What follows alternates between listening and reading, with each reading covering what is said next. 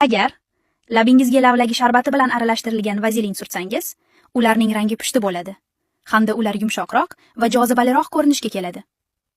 Agar tirnoqlaringizga muntazam ravishda guruch suvi bilan aralashtirilgan vazelin surtsangiz, tirnoqlaringiz uzun, juda mustahkam va sinmaydigan bo'ladi. Agar kipriklaringizga zaytun moyi bilan aralashtirilgan vazelin surtsangiz, ular qalinlashadi va sizga endi tush kerak bo'lmaydi. Agar vazelinni bolalar moyi bilan aralashtirsangiz, u terini namlaydi va pigmentatsiyani ochaytiradi. Agar kofeni vazelin bilan aralashtirsangiz, ko'zingiz ostidagi qora halqalardan xalos bo'lasiz va ko'z osti sohalari oqaradi. Agar qoshlaringizga har kuni va muntazam ravishda maydalangan sarimsoq bilan aralashtirilgan vazelin surtsangiz, qoshlaringiz qalin, sog'lom va chiroyli to'liq bo'ladi. Agar tovonlaringizga lavlagi suvi bilan aralashtirilgan vazelin surtsangiz, ular yosh bolaning oyog'idek pushti rangga kiradi. Agar vazelinni iste'mol sodasi bilan aralashtirsangiz, tanangizdagi har